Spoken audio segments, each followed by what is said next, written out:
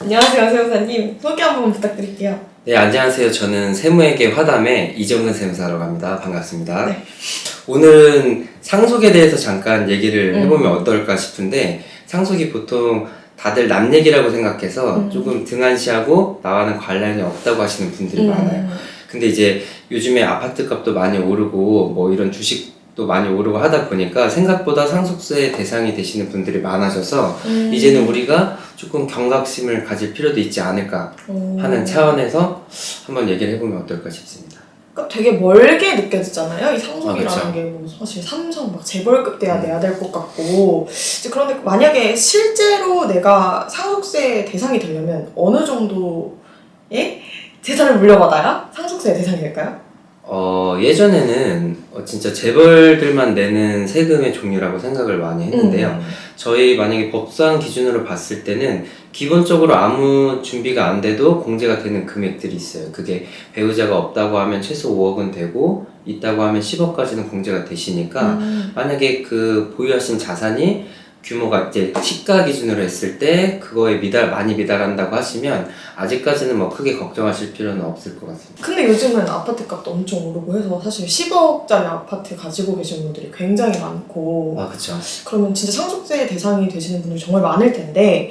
이게 왜 상속세가 문제가 이제 될 것 같다고 말씀을 드리냐면 저희가 이제 상속세를 과세하는 제일 근본적인 이제 대원칙이 모든 재산에 대해서 시가평가로 들어간다는 점이에요. 근데 뭐 이를테면 아파트를 봐도 지금 시세는 뭐 10억인데 뭐 공동주택 고시가격은 한 6, 7억, 네. 뭐 감정가액은 얼마 이렇게 금액들이 다 다른데 그 금액별로 저희 세법에서 어떤 과세 기준으로 쓰여지는 이유들이 있습니다. 근데 상속세는 시가를 원칙으로 하기 때문에 지금 뭐 자산 가격이 전반적으로 많이 상승한 상황에서는 그게 또 이제 한 가지 요인이 될 수도 있을 것 같고 두 번째는 좀 전에 말씀드린 그 5억이나 10억 같은 이런 최저 공제 기준치들이 되게 오래된 법이에요. 거의 한 24, 5년 정도 전에 그때 개정된 법이기 때문에 지금의 현실을 반영하기에는 조금 무리가 있지 않나 그렇게 생각이 들고 이거는 이제 또 제 개인적인 생각이긴 한데 경제 성장기 때 다들 어느 정도 부를 축적하시면서 아파트도 한두 채 갖고 계시고 이렇게 오신 분들인 거죠. 근데 그 분들이 이제 나중에 또 상속에 개시된다고 하면 그때는 이제 해당되시는 분들이 엄청 많아질 수 있다는 게 제가 이제는 일반인들도 한 번쯤 상속에 대해서 고민을 해봐야 되지 않나 생각하는 뭐 계기가 된 것 같습니다. 그러면 상속을 하는 사람이 있을 거고 받는 사람이 있을 텐데 네. 각각 좀 뭘 준비를 하면 좋을까요?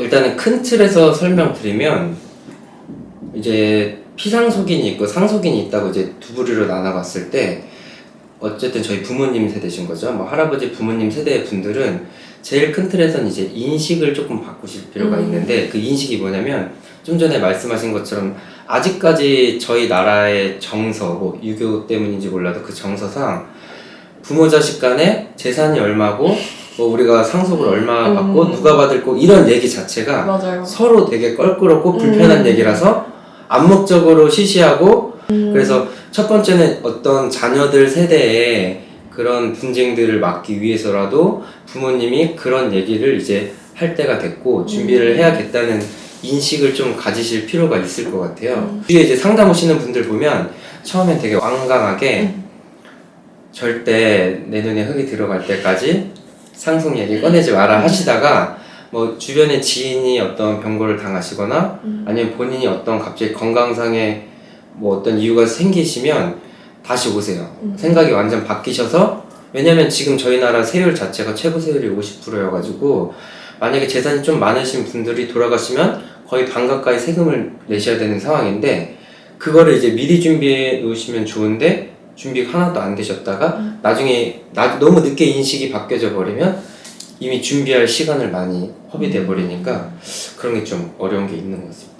그리고 이제 그 인식이 바뀌고 나면 그분들이 먼저 해주셔야 될 거는 본인이 가진 현황을 봐야 돼요. 재산이 내가 뭐 금융자산이 얼마나 있고 부동산이 얼마나 있고 나머지 기타 자산들이 얼마나 있는지 그걸 이제 전문가한테 한번 상담을 받으시고 그럼 내가 상속세 같은 걸 대비했을 때는 자산 포트폴리오를 어떤 쪽으로 가져갈지 그럼 이 중에 어떤 거는 뭐 먼저 증여를 해야 될까? 어떤 건 팔아야 될까? 뭐 이런 것들을 교통정리를 한번 해보실 필요가 있죠.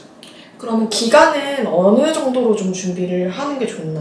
기간은 무조건 많을수록 좋은데 기간은 많으면 많을수록 좋은데 그게 왜 그러냐면 저희는 이제 뭐 자녀든 누구든 증여를 하게 되면 합산이라는 걸 하게 되는데 만약에 직계비속이나 존속 같은 경우는 10년 내 증여한 금액들은 합산이 돼요.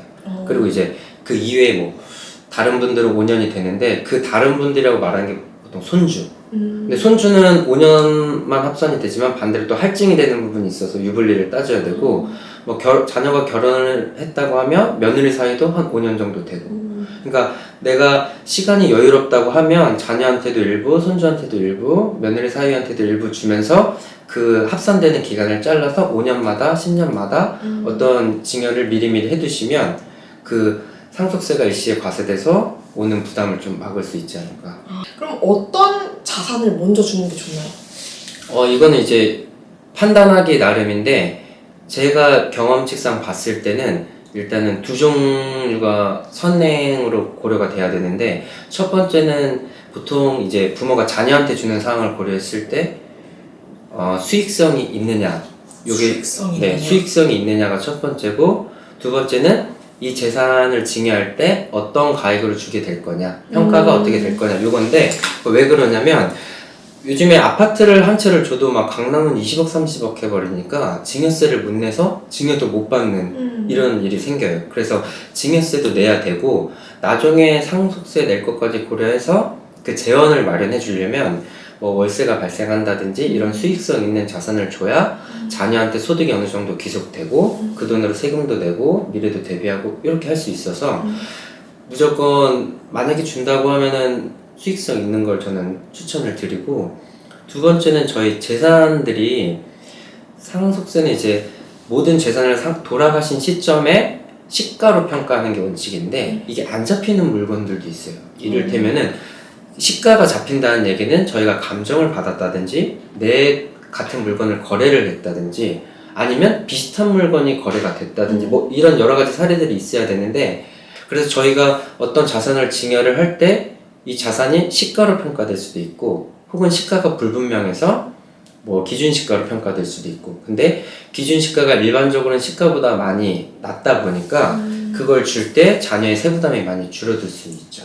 받는 분들은, 이제 자녀들은 뭘 준비하면 좋을까요? 제 생각에 받는 분들은 일단 효도를 제일 먼저 하시는 게 그게 가장 기본이고 그 다음은 이제 뭐 형제분들끼리 얘기도 해봐야겠지만 제일 중요한 건 나중에 언젠가 발생할 상속세를 어떻게 준비할 건지 그게 제일 중요해요. 저희 막 설레들 보면은 뭐 기업 사주가 준비 없이 갑자기 돌아가시는 바람에 회사를 매각하기도 하고 아니면 뭐 부동산만 갖고 계시다 돌아가셔서 부동산을 또 처분하기도 하고 급하게 처분해요. 네네 맞아요. 네. 그런 일들이 생기다 보니까 여러 가지로 문제가 생길 수 있어서 자녀분들은 무조건 그 재원 마련을 하셔야 되는데 보험 같은 게 있어요. 보험이 특이한 게 계약자가 있고 피보험자가 있고 수익자 이렇게 3자의 구조가 되는데 그럼 만약에 자녀가 부모님을 이제 피보험자로 하고 보험료를 납부하고 그 상속이 개시되면 그 사망보험금을 자녀가 받고 이런 것들이 어떻게 보면은 그 나중에 한 번에 발생하되 또 세금도 한꺼번에 나오는 것들을 미리 준비할 수 있는 게 되겠네요. 근데 보통은 그래요. 잘 모르시니까 부모님이 아직 우리 애들은 뭐 고등학생이에요 아니면 아직 취업을 못했어요 해서 미리 자녀 명의로 계약을 하고 구조는 똑같아요.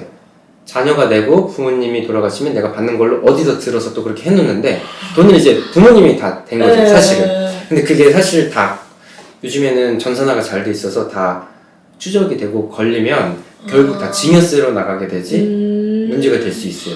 그리고 이걸 만약에 그냥 부동산으로 받게 되면 진짜 막막할 것 같아요. 현금 없이. 굉장히 그러면 너무 힘든 상황이고 실제로 제가 본 분 중에 부동산밖에 없어서 그 부동산을 또 모르고 팔았어요. 왜냐면 세금을 내겠다고. 근데 아까 말했잖아요. 그 상가 같은 거는 시세가 안 잡히는데 파는 순간 시세가 잡혀요. 그럼 2억 4천이 아닌 거예요. 더 올라가죠. 그러니까 이게 뭔가 꼬이면서 양도세는 안 내지만 상속세가 올라가 버리게 되고 이런저런 상황이 생기니까 어떤 그 상속이 갑자기 준비해야 되는 어떤 상황이 생기면 제발 막 뭘 하지 말고 좀 상담을 먼저 받으시는 거를 추천을 드려요. 그래서 어쨌든 제일 중요한 거는 그 지금까지 뭐 내일은 아니라고 생각하셨던 많은 분들이 뭐 이제 차츰 조금 생각을 바꾸셔서 아 우리 집도 문제가 될 수 있을까 하는 어떻게 보면 행복한 고민인 거죠. 그걸 시작하시는 게 어떨까 싶습니다. 그 기준이 네. 15억 정도. 네. 내가 한 15억 정도 받을 것 같은데 네. 라고 생각하면 그 15억을 본인이 판단하죠. 네, 분위기 좋을 때 한번 던져봐라. 던져봐. 아빠 그 누구 내 친구 누구 분이 돌아가셨는데 얼마 세금 냈대. 우리 이거 준비되고 있어? 이렇게 쓱 한번 던져봐라. 부모님이 먼저 꺼내주시는 게 제일 좋죠 사실. 그쵸. 저는 세무사인데도 제가 부모님한테 이런 얘기 간혹 꺼내면 아무 말 없이 쳐다보세요. 아직 때가 아니구나. 좀 더 아직 기다리자. 아니구나. 그 이제 어르신 분들은 저희 부모님, 할아버지 이러신 분들은 인식을 꼭 바꾸시길 바랍니다. 인식을 바꿔서 이런 얘기를 하는 게 서로 너무 불편하거나 이런 얘기가 아니고 오히려 미래를 생각했을 때 자녀들한테 부담을 안 주는 그런 선행적인 어떤 대비시니까 그런 인식을 전환하실 필요가 있을 것 같고 꼭 전문가를 만나서 그 포트폴리오나 어떤 상속 플랜을 한번 검토를 받으시길 바라고 이제 자녀분들은 만약에 나도 거기에 해당이 된다고 하면 이제 예상은 해야 되니까 그 재원을 어떤 식으로 마련할 건지 내가 근로자라고 하면 앞으로 있는 직장에서 뭐 어느 정도 되니까 내가 이 중에 일부를 이렇게 준비를 할 건지 아니면 부모님이 가지신 것 중에 이게 조금 월세가 있으니까 요거 미리 받아서 그걸 이렇게 미리 모아 놓을 건지 이런 저는 준비를 한번 고민을 해보실 필요가 있지 않을까. 그리고 상속이 갑자기 임박했다. 절대 뭘 하지 마라.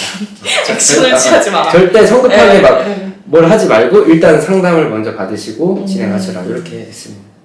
어떨까요? 너무 깔끔한가요? 너무 좋은 포인트였고 네. 준비는 조금 미리 하는 걸로 네, 이렇게 염두에 그러면 좋을 두시고 것 같습니다. 가족끼리 한번 5월에 가족의 네. 달이니까 날씨 좋을 때. 네, 날씨 좋을 때 한번 얘기 나눠보시는 것도 도움이 될 것 같습니다. 네. 감사합니다. 감사합니다. 와.